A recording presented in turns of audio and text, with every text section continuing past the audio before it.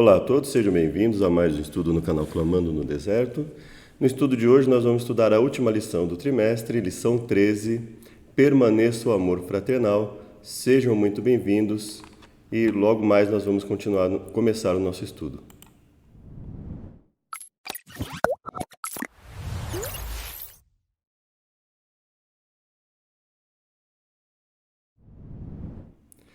Vamos lá então, estudo número 13. Eu gostaria primeiramente de te convidar para uma oração para nós podermos iniciar nosso estudo. É uma lição com bastante conteúdo, espero que seja útil para nosso desempenho espiritual e desde já te convido a curtir, compartilhar esse canal, se inscrever, caso você veja esse conteúdo como algo que deva ser transmitido, divulgado para as pessoas, um conteúdo relevante. Vamos orar? Obrigado por mais uma vez, podemos falar da Tua Palavra, Pai.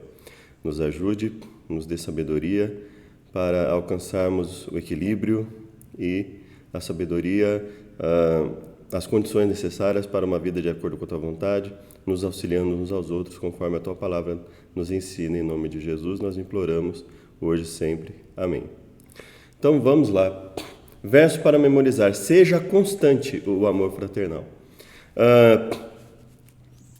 Constante, né? Você ter algo que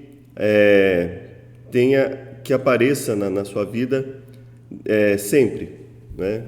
Algo que não venha ocorrer apenas por impulso em um determinado momento, diante de uma pregação mais tocante, mais cativante. É algo que deve ser, nós devemos buscar a Deus, um relacionamento com Deus, de modo que isso seja um hábito em nossa vida, né? Seja constante o amor fraternal, nos tratarmos como irmãos, nos tratarmos com respeito, e muitas vezes nós vamos ver que os irmãos precisam advertir uns aos outros, repreender, mas isso não diminui o nosso amor, pelo contrário, né? A tendência, conforme o próprio livro de Hebreus diz, é aumentar, não é? Então vamos lá?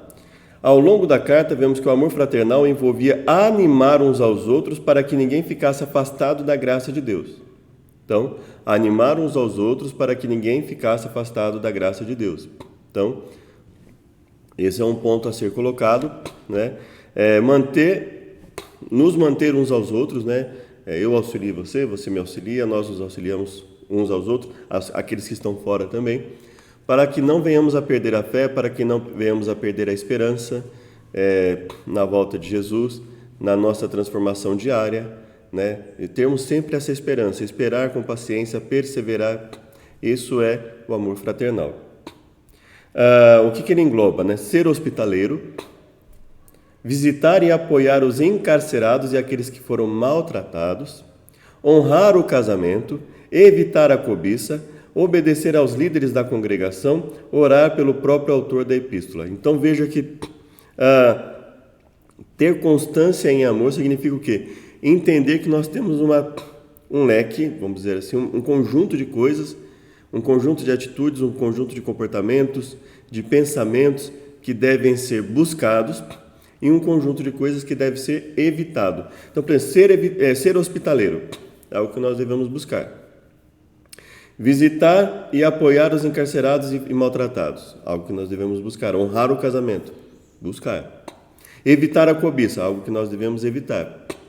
Obedecer aos líderes da congregação, buscar. E aí, quando, por exemplo, você obedece à liderança, você evita o quê? A insurgência, a rebeldia desnecessária, né? Honrar o casamento, você procura evitar o quê? Toda e qualquer coisa que venha desviar o meu e o seu foco do padrão que Deus instituiu para o casamento, né? Daquilo que Deus instituiu para um relacionamento conforme o padrão bíblico, o padrão monogâmico bíblico de casamento, em que o casal ali vai se respeitar e vai buscar seguir o plano de Deus na vida deles, na nossa vida, né? Vamos então para a lição de domingo. Qual foi o papel da hospitalidade na igreja primitiva? Qual foi o papel da hospitalidade na igreja primitiva? Se nós olharmos, por exemplo, a igreja apostólica, né? Todos ali perseverantes, unânimes em oração, em súplicas, no partir do pão, auxiliando uns aos outros, chegando ao ponto de vender parte daquilo que possuíam. Alguns até praticamente tudo, né? Alguns, segundo alguns historiadores, chegam a comentar que alguns abriram mão gradativamente de tudo mesmo que tinham em prol do Evangelho e não se arrependeram disso. Então, nos auxiliar de forma a que todos sejam beneficiados, né? Todos sejam beneficiados. E aí vamos ver. Permaneça o amor fraternal, não vos esqueçais da hospitalidade, porque por ela alguns, não sabendo, hospedaram anjos. Uma coisa que nós devemos ter em mente, aqui o autor ele não está querendo transmitir a ideia de que você vai ajudar para receber alguma coisa. Eu vou receber porque um anjo vai vir na minha casa. Não. O que ele está dizendo é que, além de nós ajudarmos com amor verdadeiro, com amor sincero, com o desejo sincero de ajudar outras pessoas, Deus pode se utilizar daquela situação para nos ajudar, inclusive. Não é? Então esse é o sentido, né?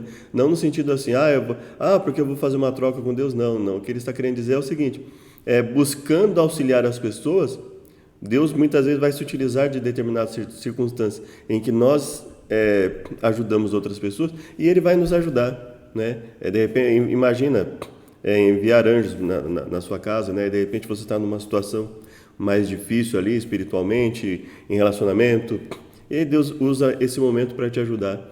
E você tem o hábito de ajudar aos outros, e outros podem vir a te ajudar, e Deus vai ajudar a todos, e assim nós vivemos um ambiente em que nós pensamos uns nos outros, né?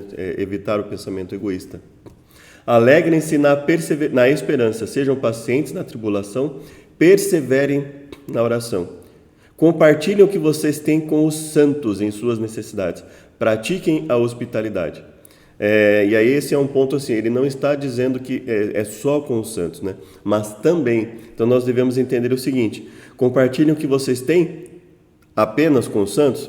Não.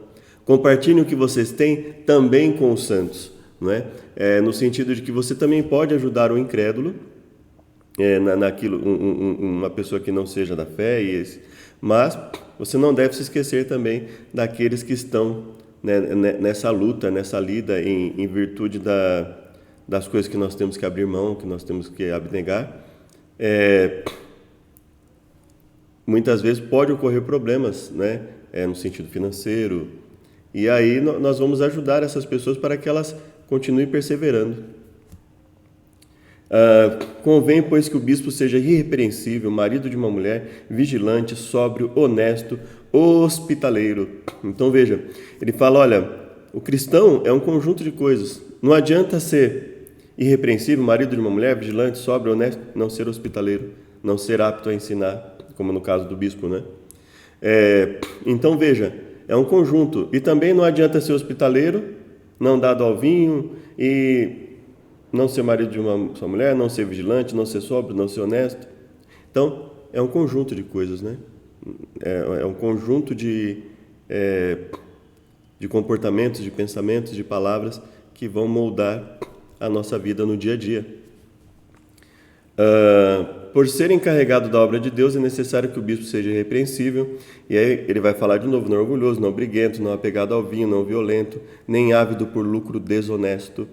Isso é muito importante, porque a desonestidade ela não tem só a ver com você tomar ou enganar o que é do outro, mas muitas vezes pode ocorrer o mau uso de brechas na lei, por exemplo, para prejudicar alguém que sabidamente tem direito sobre alguma coisa, também seria uma forma de lucro desonesto, né? E eu estou me referindo, por exemplo, ao campo da advocacia. Nós temos que tomar cuidado nesse ponto, porque não é porque é necessário, não é porque uma lei permite ou dá brecha para alguma coisa que nós vamos fazer, né? Nós temos o campo legal, mas nós temos também o campo bíblico, e muitas vezes aquilo que a lei permite não é necessariamente o que a Bíblia permite. Seja hospitaleiro, amigo do bem, sensato, justo, consagrado. Então veja só, olha, e para tudo isso, um ponto que é muito importante para que nós desenvolvamos cada vez mais todos esses pontos. Tenha domínio próprio e apegue-se firmemente à mensagem fiel da maneira como foi ensinada. Então veja, Domínio próprio, apego à mensagem conforme ela foi ensinada nas Escrituras. Então, para que eu consiga desenvolver tudo isso aqui que é colocado da melhor forma possível, eu tenho que fazer o quê? Domínio próprio e apegar-se à mensagem fiel da forma como ela é ensinada nas Escrituras, para que seja capaz de encorajar outros pela sã doutrina e refutar os que se opõem a ela. Sejam mutuamente hospitaleiros, né? Então esse é um ponto muito importante. Um ajudar ao outro. Agora, se eu ajudo uma pessoa e ela não me ajuda, aí eu paro de ajudar? Não é. O mutuamente significa o seguinte, olha, não seja egoísta no sentido de só depender da ajuda dos outros, né? Então, quando você puder ajudar, ajude também, né? Então, nós temos que ter esse pensamento. Ajudar no quê? No que for possível, né? Uma palavra amiga, um trabalho voluntário que nós pudermos fazer, né? Uma ajuda, uma limpeza, uma conversa, simplesmente ficar ali ouvir a pessoa que ela tem a dizer e mostrar que estamos dispostos a ajudá-la, isso é muito importante. Sem reclamação. Isso é um ponto importante na nossa vida, né? Sem reclamação, né? Nós vemos que durante toda a história bíblica e durante toda a nossa história de vida, quanto a reclamação ela pode prejudicar o andamento de um grupo, né? Cada um exerce o dom que recebeu para servir aos outros. Olha só que maravilha. Cada um exerce o dom que recebeu para servir aos outros. Então, a hospitalidade, ela tem um sentido específico, mas se nós formos falar amplamente, ser hospitaleiro é estar disposto a ajudar a pessoa com o que você tem, com o dom que você tem, né? Você pode você pode não ter nada em termos materiais, né? Você pode não ter muito alimento, você pode não ter de repente você pode ficar ali um pouco constrangido em relação ao local que você mora, e eu também, mas a hospitalidade ela é mais que isso. Hospitalidade é tratar bem as pessoas. Hospitalidade é fazer com que a pessoa se sinta aconchegada, ela se sinta aceita, ela se sinta auxiliada nos momentos em que tivermos condições de falar com ela, de agir em relação a ela. Se alguém serve, façam com a força que Deus provê. Então ele está... e aqui eu coloquei em amarelo, administrando fielmente a graça de Deus em suas múltiplas formas. Então ele fala que a graça de Deus ela se manifesta como? No momento em que nós exercemos o nosso dom para servir aos outros, ou os nossos dons, né? Para servir aos outros, a graça de Deus está se manifestando de múltiplas formas em nossa vida, e nós estamos basicamente fazendo o quê? Administrando essa graça. Então a graça de Deus se manifesta nas nossas atitudes, Deus nos capacita a cada dia gradativamente, e isso se manifesta na nossa vida. E aí ele fala, faça com a força que Deus provê. Então ele fala, olha, Deus deve ser glorificado em tudo que nós fazemos, não podemos nos esquecer disso. O cristianismo foi um movimento peregrino, que muitas vezes dependia da hospitalidade de cristãos, né? Imagina, você saía de um lugar, ia para uma outra cidade, talvez desconhecida, e aí você dependia, né? Eles dependiam, e alguns evangelistas até hoje dependem da hospitalidade das pessoas, do auxílio das pessoas, né? De recebê-lo ali para que ele possa ficar, possa ajudar na campanha evangelística daquele local, se sentir aceito, se sentir bem recebido, sentir que ele tem um apoio ali no momento de dificuldade.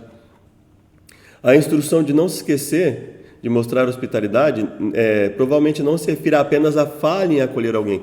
Poxa, acolhi, mas não da maneira certa, né? Poxa, um erro ali, mas a negligência é intencional. O pior problema, né, o que a Bíblia mais trata de maneira mais firme, é o pecado intencional, que é o pecado, o que eu digo, o pecado intencional no sentido de pecado por rebeldia, né? Aquela coisa que você sabe que está errado e não quer mudar, eu sei que eu estou errado, não quero mudar, e é assim mesmo.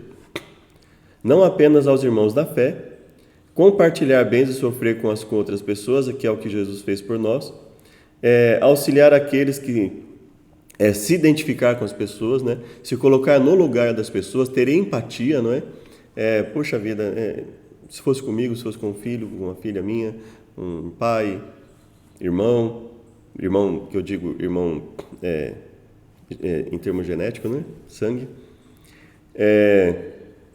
Ele lembrou aos leitores que deviam tratar os outros como gostariam de ser tratados se estivessem nas mesmas circunstâncias. Claro, um cristão ele vai entender que o gostar de ser tratado não é no sentido de receber privilégios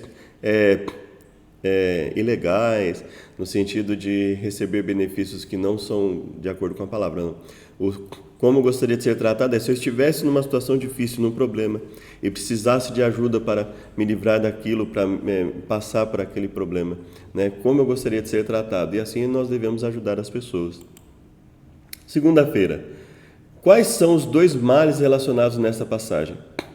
Então ele fala, o casamento deve ser honrado por todos, o leito conjugal conservado puro. Deus julgará os imorais e os adúlteros. Conserve-se livres do amor ao dinheiro e contente-se com o que vocês têm.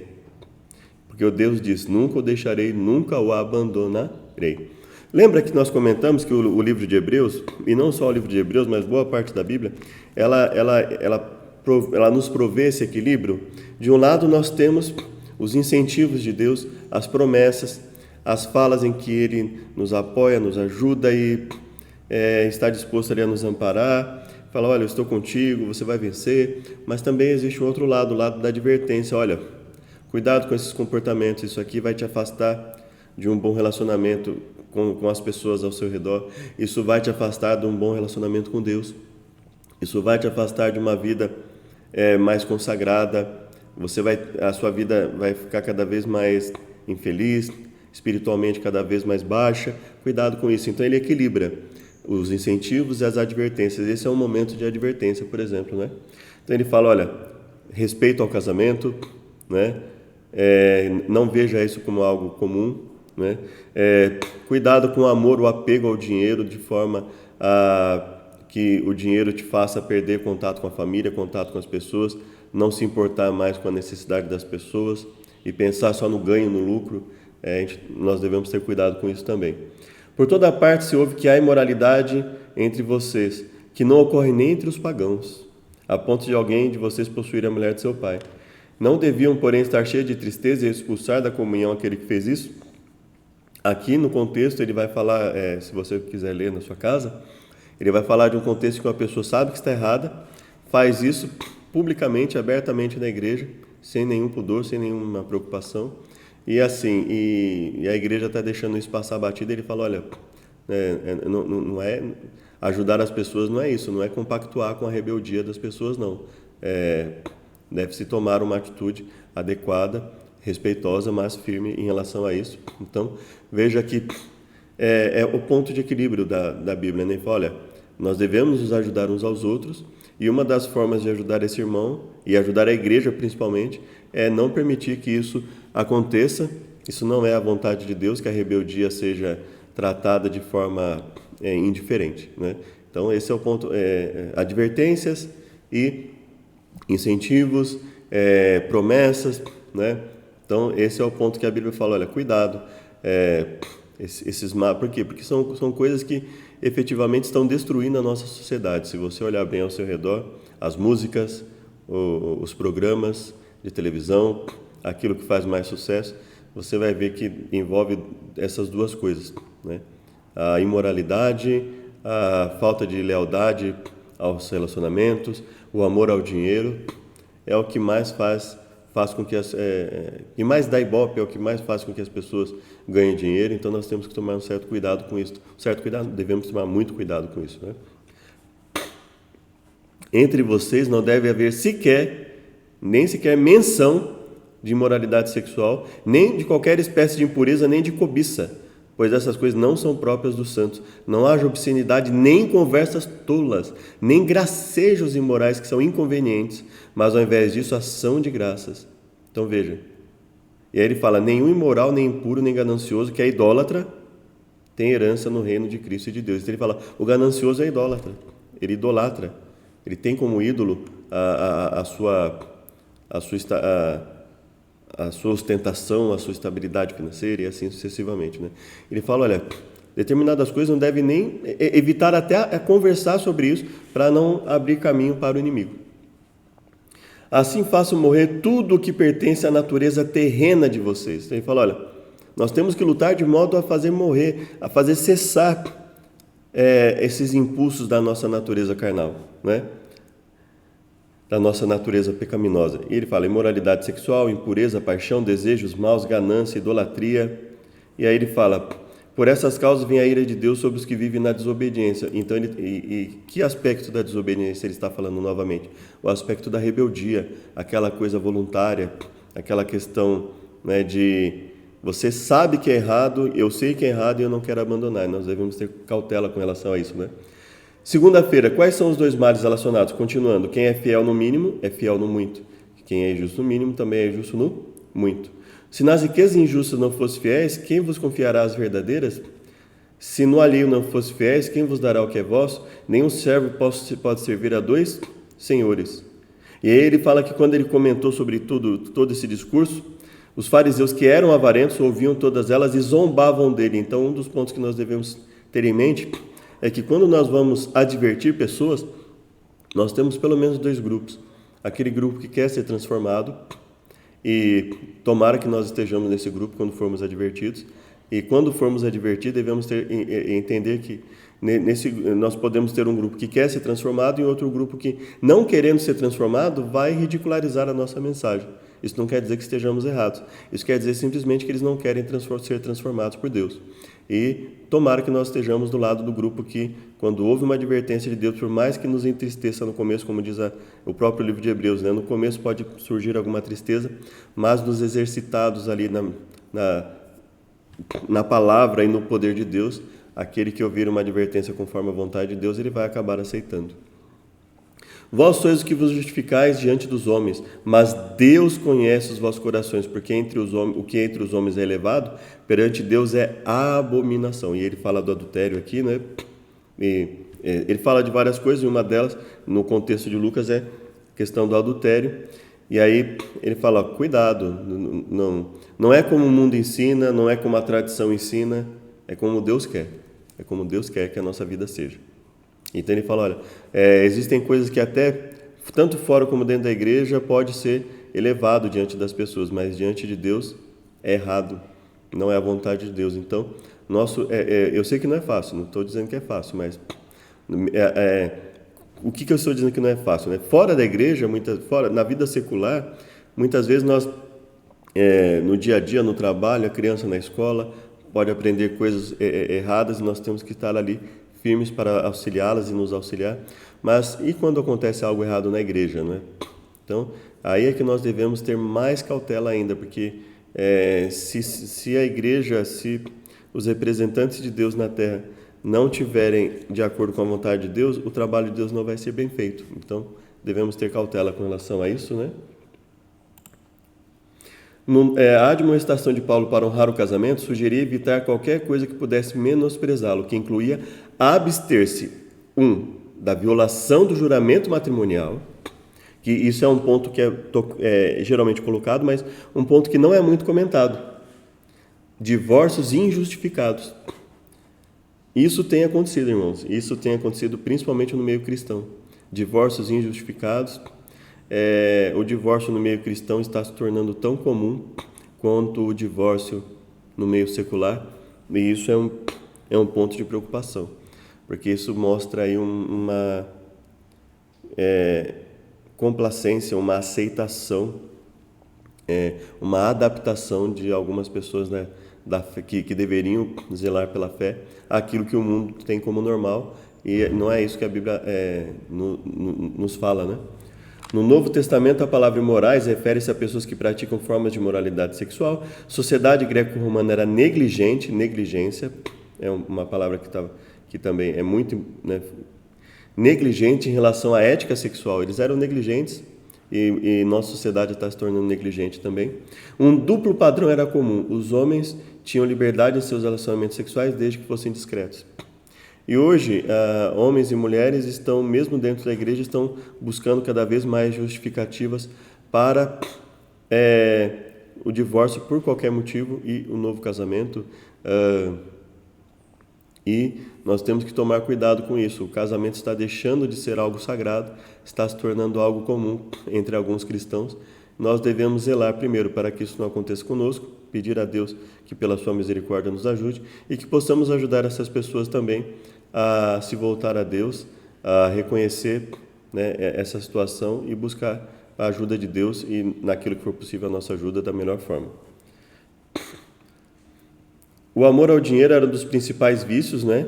E Paulo se referiu a ele como a raiz de todos os males, né? A querer sempre algo mais, né? Sempre mais, nunca estar satisfeito com aquilo que Deus nos proporciona. Não quer dizer que nós não possamos buscar melhorar a nossa vida, mas isso não deve tomar o lugar de Deus, da vivência do cristianismo no nosso dia a dia.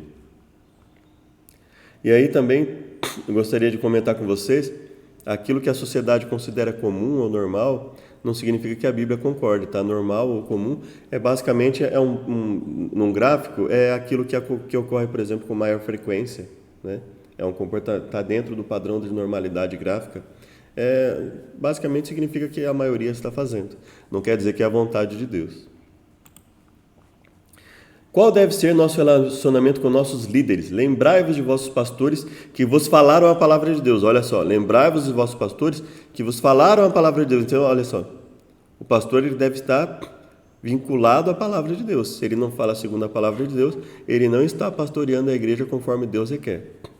A fé dos quais imitai, atentando para a sua maneira de viver. Então, ele faz uma associação direta entre fé e obras. Olha, fé... Imitai a fé dessas pessoas que ensinam conforme a vontade de Deus, atentando à sua maneira de viver. Então, olha, ele fala claramente, olha, aquele que fala segundo a vontade de Deus, ele deve viver segundo a vontade de Deus também. Não adianta falar só de acordo com a vontade de Deus.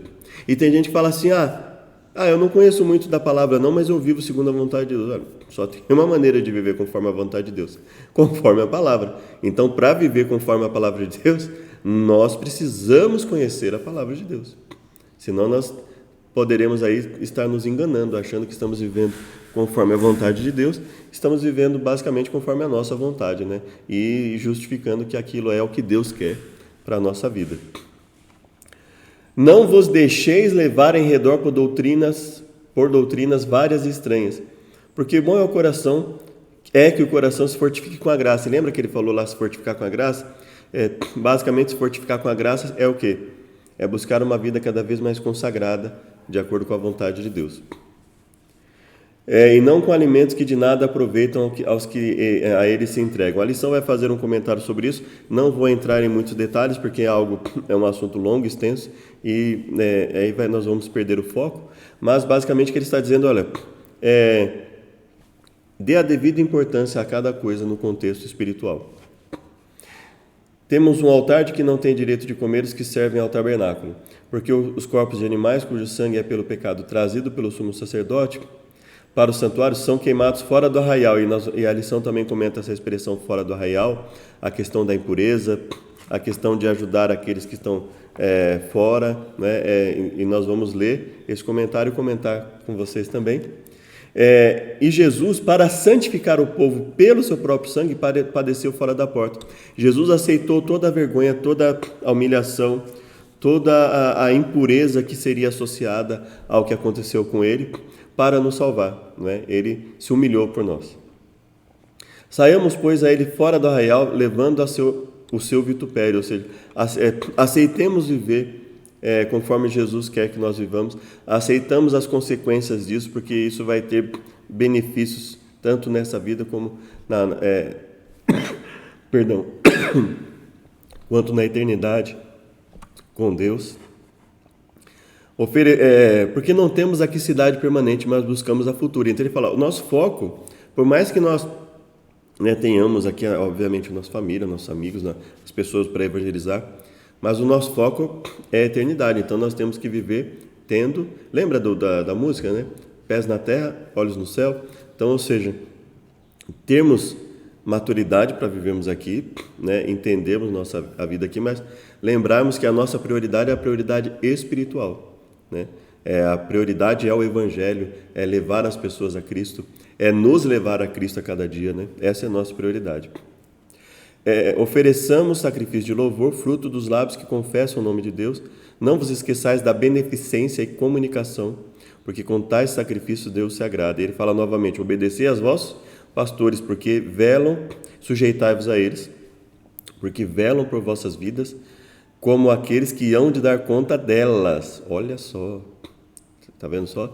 Então tem os dois lados. Eu vou servir independente do que ele faça, né? Não, o que ele está dizendo. Olha, eles velam pelas nossas vidas, eles, como aqueles que vão prestar contas, eles velam pela igreja, pelo bom andamento da igreja, eles velam por falar a mensagem conforme está na palavra de Deus, por viver a mensagem conforme a palavra de Deus. Esses são os verdadeiros líderes da igreja. E nós devemos, é lógico que nós devemos respeitar a todos, mas principalmente aqueles que na liderança da igreja buscam falar e viver conforme a mensagem para nos ajudar a ter uma vida, um relacionamento cada vez melhor com o nosso próximo e com o nosso Deus. Para Paulo, o maior ato de lembrança e louvor é a imitação. Quando você, ele fala, sede meus imitadores, como eu sou de Cristo, né? Então, quando você busca fazer algo conforme você vê, né, alguém obedecendo a palavra, você busca fazer aquilo, é um testemunho a mais de que aquilo é possível e que nós podemos vencer a cada dia, né, se estivermos apegados a Deus, vencer aquilo que nos afasta dele. Acrescentou os líderes fundadores da congregação à lista de heróis da fé, que os crentes devem considerar cuidadosamente. Jesus está em forte contraste com os falsos mestres que mudam com o tempo e cujas doutrinas se tornam diferentes e estranhas.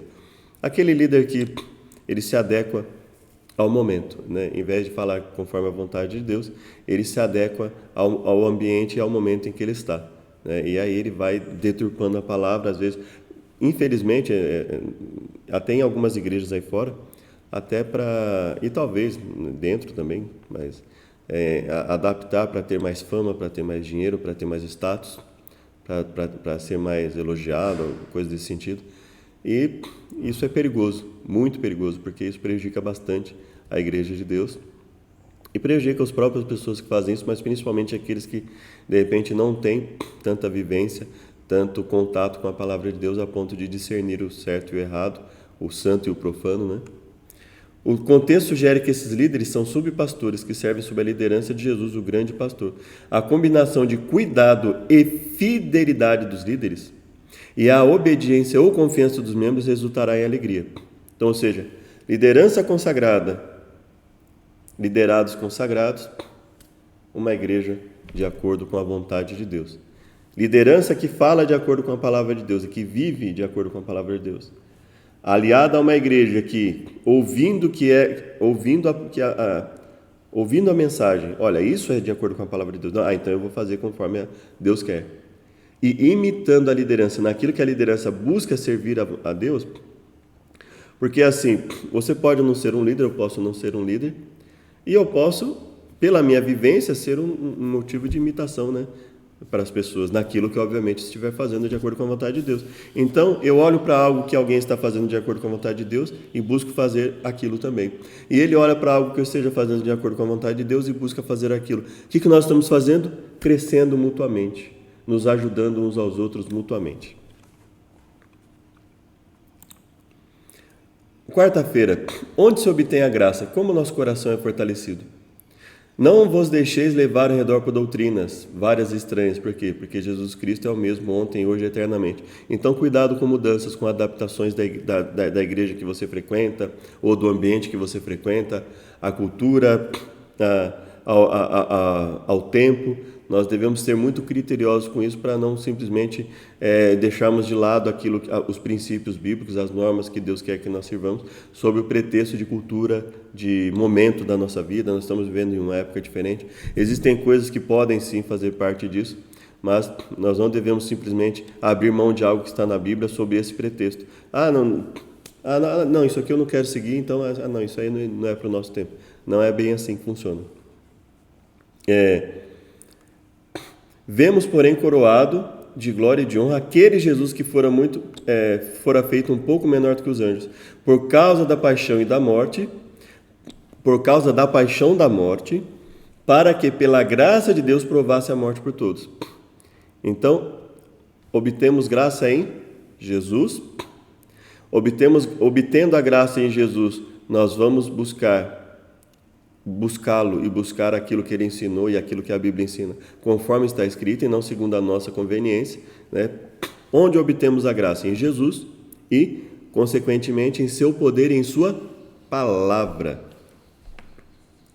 Porque convinha que aquele para quem são todas as coisas, mediante quem tudo existe, trazendo muitos filhos à glória, consagrasse pelas aflições o príncipe da salvação deles. Então veja, Deus permite que nós passemos por aflições e desde que estejamos dispostos a viver conforme a vontade dele e a buscar o seu poder, nós vamos vencer todas as aflições a que formos sujeitos, né? E isso vai nos enriquecer, isso nos enriquece quando nós vencemos, né? Isso nos dá confiança de que pelo poder de Deus, a graça de Deus nos transforma. Pois não temos um sumo sacerdote que não possa compadecer-se da nossa fraqueza, mas sim alguém que, como nós, passou por todo tipo de tentação, porém, diferente de nós, sem pecado. Então, obtemos graça naquele que não pecou e que morreu para nos salvar, passou por aflições para nos salvar, para nos dar a oportunidade que temos hoje. Aproximemo-nos do trono da graça com toda a confiança, a fim de recebermos misericórdia e encontrarmos graça que nos ajude no momento de necessidade. Jesus, que nos precedeu, entrou em nosso lugar, tornando-se sumo sacerdote para sempre. Então, onde obtemos graça? Em Jesus. Como o nosso coração é fortalecido? Pela misericórdia de Jesus, não é? Pela confiança que Ele nos dá através da sua palavra, através do desenvolvimento da fé em nossa vida a cada dia, pela obediência que nós temos a Ele, por estarmos dispostos a não adaptar a Bíblia às nossas vontades, à nossa cultura, ao nosso momento histórico, mas ao contrário, sempre verificarmos o que precisa ser mudado em nossa cultura, o que precisa ser mudado em nosso momento histórico para estar de acordo com a vontade de Deus. A relação entre falsos ensinos e alimentos mencionada em Hebreus provavelmente não se refira à distinção entre alimentos limpos e impuros. Então aqui ele está querendo dizer o seguinte, olha, aqui possivelmente o autor não está falando em relação ali à questão de, deixe de lado essa questão de se o alimento é limpo, se é impuro, ele fala, não, é muito provável que não seja isso, e nós queremos que efetivamente não é isso, né, que ele está dizendo. Por quê? Primeiro, Paulo não parecia preocupado na epístola com a distinção entre alimentos limpos e impuros. Ele efetivamente não está preocupado com isso. Se você ler todo o capítulo de Hebreus, você vai ver que não é essa a tônica quando ele fala em relação ao sacrifício, etc. Os crentes deveriam continuar a observar alguns regulamentos alimentares. Se você forem lá em Atos 15, por exemplo, você vai ver, né? Carne sufocada, sangue, então ele não estaria contradizendo que foi o que ele mesmo ajudou a divulgar pelas cartas, né, que a igreja fez ali com a fala de Tiago em relação a abster de determinadas coisas, para depois dizer que aquilo não era importante para a igreja. A nova aliança colocou ali no coração. Se a nova aliança colocou ali no coração, então nós temos ainda a necessidade da lei. Os sacrifícios de animais e a mediação sacerdotal levítica no santuário foram substituídos pelo sacrifício superior. Então, aqui ele está fazendo uma associação. Olha, a ênfase de Hebreus é falar da substituição do sacrifício de animais pelo sacrifício de Jesus, sacerdócio, etc. E não falar no tocante a não se preocupar porque quando ele tocou no assunto alimentos, então eu posso comer carne sufocada, sangue, animal impuro. Não é. Ele está deixando claro que não é isso. E quando você lê o livro de Hebreus, você vai ver que ele não está tratando disso. Não se pode usar o termo alimentos ali em Hebreus para se referir a esse tipo de coisa, porque não é esse o assunto que o autor está tratando e ele nem sugere que seja isso. Em segundo lugar, o contexto sugere que Paulo não estava criticando ninguém por se abster de alimentos, mas pelo fato de consumi-los com a esperança de obter graça de alguma forma. Na verdade, eu acho que talvez fosse até algo um pouco diferente disso, mas que tenha relação com isso também, né? A ênfase exagerada, talvez, em algum aspecto relacionado ao alimento. E é complicado falar de forma genérica, né? Porque hoje qualquer reforma que a igreja faça, que alguém na igreja faça com relação ao alimento, pode ser visto como algo exagerado e não é. É simplesmente, se você olhar na internet, por exemplo, existe um médico chamado Alain Dutra e outros médicos que falam sobre a relação entre a nossa alimentação e a produção de fungos no nosso organismo que pode prejudicar nossa circulação, pode prejudicar nossas unhas, nossa pele, uma série de coisas, né? O desequilíbrio na nossa flora intestinal. Então, assim, a necessidade de uma alimentação equilibrada, irmãos, é muito importante. A ciência tem cada vez comprovado isso ainda mais. Então, assim, fato de consumi-los com a esperança de obter a graça de alguma forma é um pouco genérico também. Nós não vamos entrar nesse mérito para a lição não ficar muito extensa, mas, assim, é um tanto difícil entender ali o que ele estava querendo dizer exatamente com o alimento, que tipo de alimento que ele estivesse falando ali, mas a lição diz o seguinte: é provável que estivesse alertando contra a participação em rituais judaicos ou refeições que eram celebradas como uma extensão do sacrifício de animais. Ele está querendo transmitir a ideia aqui na lição de que não seria mais obrigatório a participação de rituais judaicos, como seria obrigatório fazer os sacrifícios antes de Jesus. Então é mais ou menos essa linha que o autor está colocando no templo, e que deveriam fornecer benefícios espirituais ou graça. Então ele está falando, olha, possivelmente o autor estivesse falando ali sobre a transição que os hebreus precisariam passar por desconhecimento de algumas coisas que se modificaram depois do sacrifício de Jesus, e essa questão do alimento pudesse se referir a isso. Como eu falei, nós não vamos entrar no mérito porque a lição é longa, nós temos mais alguns slides para tratar, e a ênfase está no amor fraternal. Então, para não fugir dessa ênfase, então, posteriormente nós podemos fazer um vídeo só sobre isso, mas o que ele está dizendo é o seguinte: nós devemos estudar bem a Bíblia para entender o que permanece, o que não permanece após o sacrifício de Jesus, e para não prejudicarmos a igreja nesse sentido. Mas, obviamente, ele não está falando aqui que não precisamos ter cautela com aquilo que comemos, que as leis alimentares da Bíblia tenham perdido o sentido. Não é isso que ele está falando. Isso é importante nós focarmos. Não, ele não está falando, ele não está anulando a necessidade de cautela, de cuidado com relação àquilo que nos alimentamos. Não é isso que ele está dizendo. Quando o coração é confirmado, não será levado por novas doutrinas. Quando o coração é confirmado pela graça de Deus, que é a nossa âncora segura e firme, não vai ser levado por novas doutrinas e, consequentemente, não vai se desviar da verdade. O que significa ir a Jesus fora do acampamento? Temos um altar de que não temos direito de comer, e não tem direito de comer os que servem ao tabernáculo, porque os corpos de animais, nós já lemos, né? Cujo sangue é pelo pecado trazido pelo sumo sacerdote, são queimados fora do arraial, e Jesus, para santificar o povo pelo próprio sangue, padeceu fora da porta. Não temos aqui cidade permanente, e aí ele faz uma associação com o que Jesus ensinou. Aquele que quer acompanhar a Jesus deve negar a si mesmo, tomar a cruz de Jesus e segui-lo. Pois quem quiser salvar a sua vida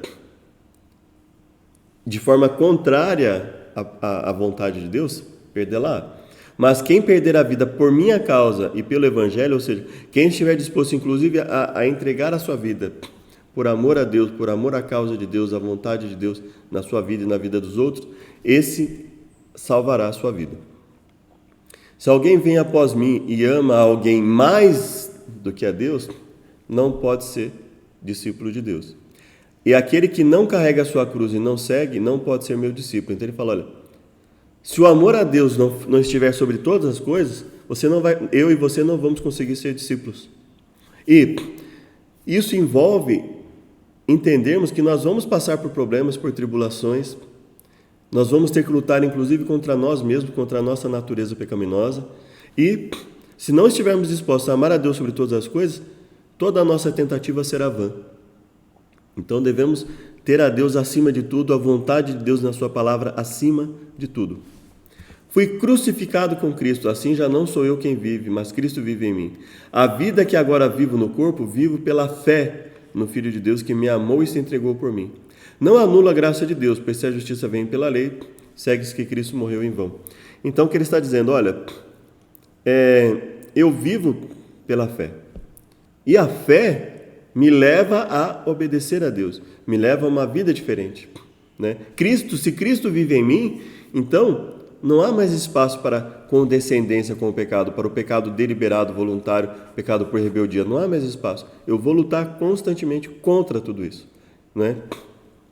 Eu vou negar a mim mesmo. Eu vou abrir mão de qualquer egoísmo, de qualquer coisa que me afaste de Deus.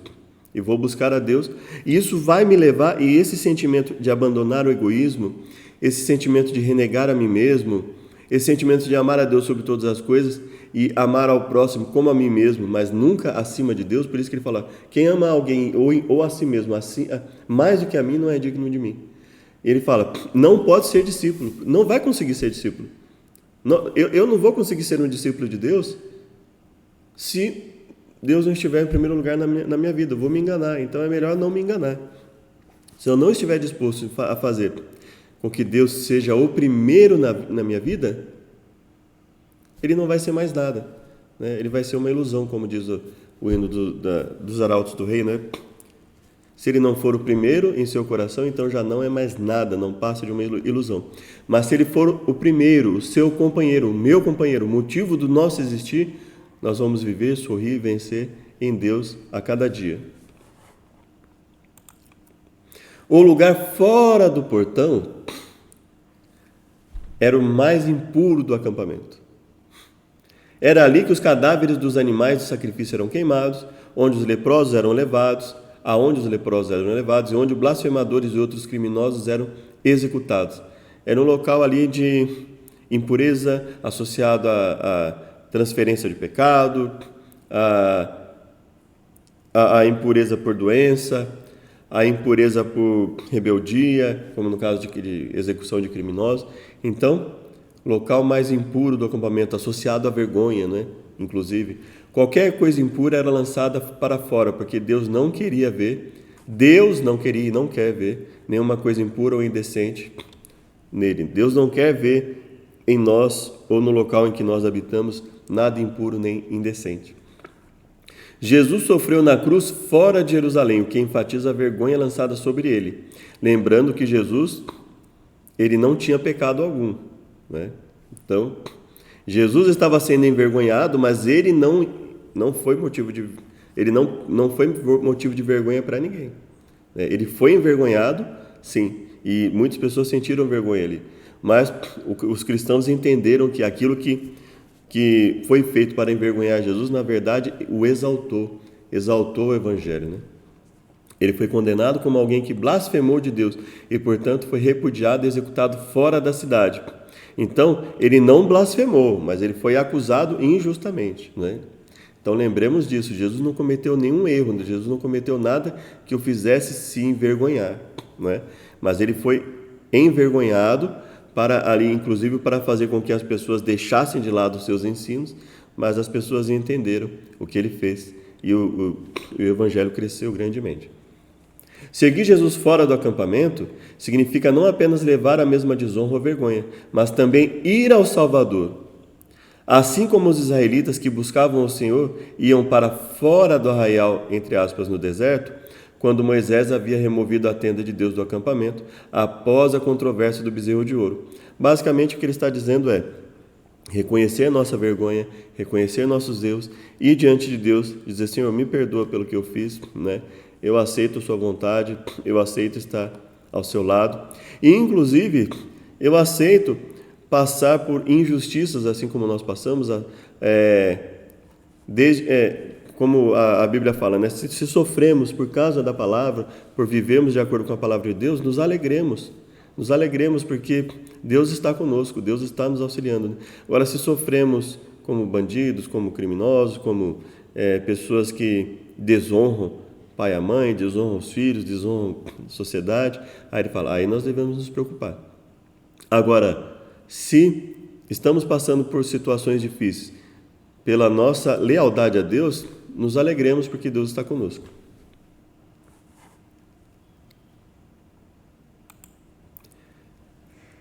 Sexta-feira, estudo adicional. Depois da vinda do Espírito Santo, os crentes se rejubilavam na graça da comunhão com os santos. Então, veja, era o primeiro amor ali, né? Todo mundo firme, amorosos, prestativos, abnegados, voluntários em fazer qualquer sacrifício pelo amor à verdade. Com o passar das décadas, dos séculos, pouco a pouco houve uma mudança. Começaram a olhar os defeitos uns dos outros. Concentrando-se nos erros e dando lugar a severas críticas, perderam de vista o Salvador e seu amor. Mas nós não acabamos de falar sobre a necessidade de termos cautela? Sim, esse é o ponto de equilíbrio, né? Devemos repreender o erro? Sim. Devemos, a própria Bíblia fala, né? Jesus fala, se teu irmão pecar, vai e repreende. Só que assim, existe um modelo que Jesus deixou para não escandalizar desnecessariamente nem a igreja, nem as pessoas, nem prejudicar a pessoa. Devemos agir com a máxima discrição e só quando o caso efetivamente passar dos limites, não tiver outra forma, levá-lo à igreja e assim sucessivamente. Existem casos que infelizmente fogem até da alçada da igreja, porque são divulgados para o mundo inteiro, vamos dizer assim, né? Mas o que ela está dizendo aqui é a questão do ponto de equilíbrio, como nós devemos agir. Tornaram-se mais estritos na observância de cerimônias exteriores e mais rigorosos na teoria do que na prática da fé. Então ela está dizendo assim, não que não haja necessidade de teoria, e não que não haja necessidade. Nós temos ritos, nós temos o batismo, nós temos a Santa Ceia, que são ritos, né? No entanto, isso não deve tomar o lugar da prática da fé. Isso é um conjunto, isso é um complemento, isso é um conjunto da nossa prática da fé, né? E então, a teoria, nós temos que entender a teoria, nós temos que ler a Bíblia, entender o que está escrito, interpretar, mas também, para que serve tudo isso? Para melhorar a nossa vivência, as nossas atitudes, nosso relacionamento com Deus e com o nosso próximo. Quando isso não vem para nos ajudar nesse ponto, perde o sentido. Em seu zelo para condenar os outros, passavam por alto os próprios erros. Então, isso é muito perigoso, né? Então, assim, o outro está errado, mas e eu? Eu também estou, né? É claro que existem momentos na igreja que nós vamos, ou na nossa vida cristã, em que precisaremos de uma atitude mais enérgica, mas isso não significa que eu tenho que estar ali passando por alto os meus erros e me concentrando apenas nos erros dos outros, pelo contrário, né? Eu devo ser muito severo com relação aos meus próprios erros, e lutar contra a minha natureza pecaminosa e, tanto quanto possível, ser uma pessoa que vai ajudar as pessoas, né? Inclusive advertindo, né? Falando, olha, isso é errado, isso é errado, isso é errado.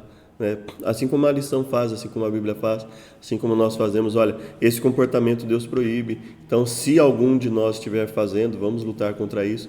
Esse é o ponto de equilíbrio que nós devemos buscar, não é?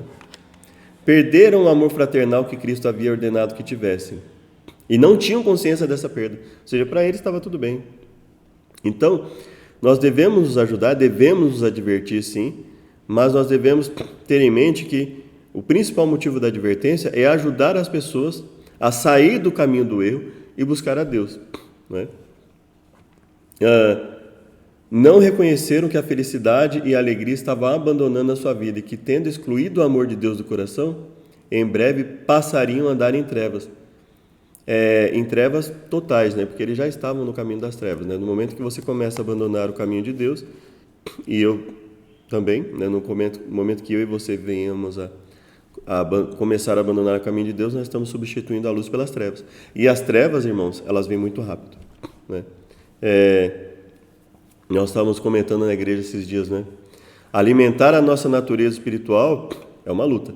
Agora, a natureza carnal não precisa de muita coisa para se sobressair, né? Uma cena errada que nós vemos na internet, uma palavra mal colocada, um mau pensamento alimentado por um pouco de tempo, pode ser suficiente para nos colocar numa onda de vício, numa onda de degradação. Então, muito cuidado, porque a nossa natureza pecaminosa está ali, à espreita. E nós devemos lutar contra. Por isso que a Bíblia fala, fazei morrer a vossa natureza carnal. Não dê espaço para ela, lute contra ela, porque ela é forte. Se você deixar, se eu deixar, ela vem com toda a força. Então, alimentemos fortemente, gradativamente, constantemente nossa natureza espiritual. Viver com a mente de Cristo, viver como um com Deus, isso que nos ajuda. Percebendo que o amor fraternal estava diminuindo na igreja, João insistiu com os crentes sobre a constante necessidade desse amor. Ele escreveu, amados, amemo-nos uns aos outros, porque o amor procede de Deus. Todo aquele que ama é nascido de Deus, conhece a Deus. Aquele que não ama, não conhece a Deus, pois ele é amor. Então ele fala, olha, amar uns aos outros está inclusive nos preocuparmos, nos atentarmos para as necessidades uns dos outros. Embora a vida cristã envolva o relacionamento individual com Jesus, porque é importante lembrar que Deus nos lidera como um grupo. Quais nossas responsabilidades com o grupo e o que podemos esperar do grupo? apesar de nossa salvação, nosso relacionamento com Deus, Deus contar a nossa vida individual, Ele também considera como nos comportamos em relação ao grupo em que vivemos. Vivemos uma vida egoísta, só eu vou me salvar e os outros não estão nem aí, ou eu busquei auxiliar o grupo em que eu estou envolvido, seja ele o grupo menor da família, o grupo da igreja, o grupo social, não é? Responsabilidades para com o grupo. Todas aquelas que não vierem a nos fazer transgredir a vontade de Deus. Desde que eu esteja seguindo a vontade de Deus, eu tenho que ter responsabilidade no ensino, na compreensão, no auxílio mútuo. Não é? E o que podemos esperar do grupo? O que eu busco esperar do grupo é que eles aceitem, né, a mensagem dada, que eles me ajudem quando eu precisar, mas não vindo ajudar, eu preciso ter minha fé firme em Deus para não abandonar a fé. Quais são os melhores indicadores de que o amor fraternal é forte na congregação? Quando essa congregação busca incessante e firmemente leitura da palavra, oração, vigília, jejum, auxílio aos necessitados, auxílio a todas as classes de pessoas, né, a todas as idades, faixas etárias, sem perder de vista os princípios divinos. Ajudar a todos, amar a todos, sem perder de vista os princípios divinos. Não abrir mão dos princípios bíblicos para ganhar pessoas, mas mostrar adequadamente os princípios bíblicos para que as pessoas, entendendo o amor de Deus por elas, o amor verdadeiro de Deus por elas, entendendo o nosso amor por elas, a nossa vontade de auxiliá-las, elas venham participar conosco dessa fé. O que é o amor fraternal e quais são as suas características, causas e resultados? Pergunta muito ampla, não vai dar para a gente falar muito aqui, mas basicamente é entender que, assim como eu tive acesso à graça de Deus, assim como eu tive acesso durante anos ao ensino através das Escrituras e pude ser transformado pelo poder de Deus na minha vida, o Espírito Santo atuando na minha vida, leitura da palavra, estudo da palavra, reflexão sobre ela, imitar pessoas que buscam a vontade de Deus, eu devo oferecer isso aos outros também, a todo momento. Então, não é só levar uma cesta básica, não é só uma roupa, não é só uma palavra amiga, mas o amor deve ser constante. Então, eu devo ajudar toda a forma que eu puder, né? Um copo com água, um auxílio material, um conselho, tudo que eu puder fazer para ajudar as pessoas, independente do que elas venham fazer por mim, né? Espero que tenha sido útil, espero que nós tenhamos dentro desse tempo aqui, que é pouco, né, para falar de tanta coisa, espero que Deus tenha auxiliado, que você possa, assim como eu, que nós possamos entender cada vez mais a vontade de Deus na nossa vida. Muito obrigado pela tua companhia aqui conosco, que nós possamos viver conforme a vontade de Deus a cada dia. A próxima lição será a lição de Gênesis. O autor é Jacques Ducan, um especialista, um erudito na palavra de Deus. Espero que ela vai falar desde a criação, vai falar sobre Jacó, transformação de Jacó de enganador para Israel, vai falar sobre Israel no Egito, vai falar ali sobre, assim, vai dar um panorama ali no livro de Gênesis. Espero que seja útil. A primeira lição vai ser sobre a criação. A versão padrão que eu já li ali vai ser a Nova Almeida atualizada, né?